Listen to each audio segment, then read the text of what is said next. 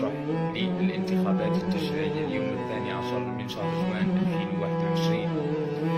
وجزيل الشكر والامتنان كذلك لكل المواطنين والمواطنات الذين هبوا في كل البلديات لنصرة قائمتنا الحرة التي تحمل عنوان مجتمع مدني لجزائر جديدة. تم العثور على المحامي جمال الدين شاوي، وذلك بعد انقطاع أخباره لمدة 10 أيام كاملة. الشاب جمال خرج كعادته من منزله ليتفاجأ أهله ليلة السبت بأنه لم يعد إلى المنزل، وهذا من غير عادته.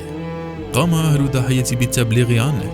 حملة بحث شاملة قام بها متطوعون من كل مكان مدعمين بمختلف الجهات الأمنية، لكن دون جدوى. وبعد أيام من العثور على أغراضه مرمية على قارعة الطريق وسيارة محروقة يشتبه أن تكون له، ها هو اليوم وفي ليلة الاثنين يتم العثور عليه مدفونا في أحد الجبال في ضواحي منطقة الحروش التابعة لولاية سكيدا. الشاب جمال في ذمة الله، إنا لله وإنا إليه راجعون.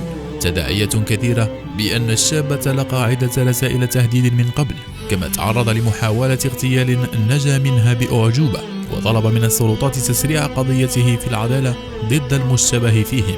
ووجههم في آخر منشور له: يمكرون ويمكر الله والله خير الماكرين. وكأنه كان يعلم بأن أيادي الغدر متربصة به.